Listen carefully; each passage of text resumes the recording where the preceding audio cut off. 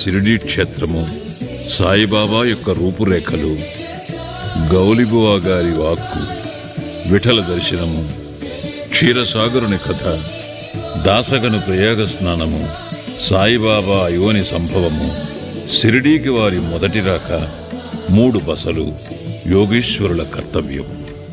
భగవద్గీత చతుర్థాధ్యాయమున 7-8 శ్లోకములందు శ్రీకృష్ణ పరమాత్ముడు ఇట్లు సెలవిచ్చియున్నారు. ధర్మము నశించునప్పుడు, అధర్మము వృద్ధి పొందునప్పుడు నేను అవతరించెదను. సన్మార్గులను రక్షించుటకు, దుర్మార్గులను శిక్షించుటకు, ధర్మస్థాపన కొరకు యుగ యుగములందు అవతరించెదను.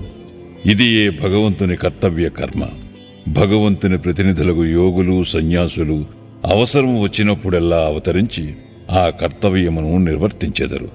ద్విజులకు బ్రాహ్మణ, క్షత్రియ, వైశ్య జాతుల వారు తమ కర్మలను మానునప్పుడు, శూద్రులు పైజాతుల వారి హక్కులను అపహరించినప్పుడు, మతగురువులను గౌరవించక అవమానించునప్పుడు, ఎవరునూ మతబోధలను లక్ష్యపెట్టనప్పుడు, ప్రతివాడునూ గొప్ప పండితుడునని అనుకున్నప్పుడు, జనులు నిషిద్ధాహారములు, మద్యపానములకు అలవాటు పడినప్పుడు, మతము పేరుతో కాని పనులు చేయనప్పుడు, వేరువేరు మతముల వారు తమలో తాము కలహించుచున్నప్పుడు, బ్రాహ్మణులు సంధ్యావందనము మానునప్పుడు, సనాతనులు తమ మతాచారములు పాటించనప్పుడు, ప్రజలు ధనధారా సంతానములే జీవిత పరమార్థముగా భావించి మోక్ష మార్గమును మరచునప్పుడు, యోగీశ్వరులు ఉద్భవించి వారి వాక్కాయ కర్మలచే ప్రజలను సవ్యమార్గమును పెట్టి వ్యవహారములు చక్కదిద్దుదురు.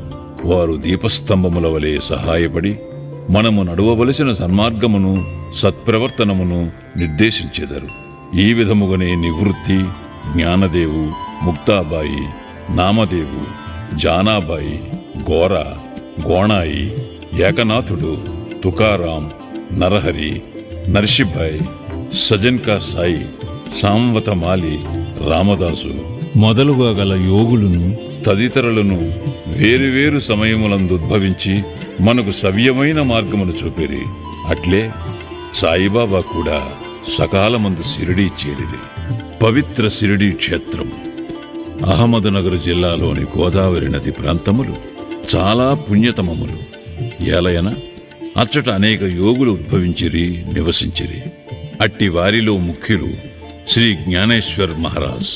షిరిడీ గ్రామము అహ్మద్నగర్ జిల్లాలోని కోపర్గాం తాలూకాకు చెందినది. కోపర్గాం వద్ద గోదావరి దాటి షిరిడీకి పోవలను. నది దాటి 3 కోసులు పోయినచో నీమ్గాం వచ్చును. అచ్చటికి షిరిడీ కనిపించును.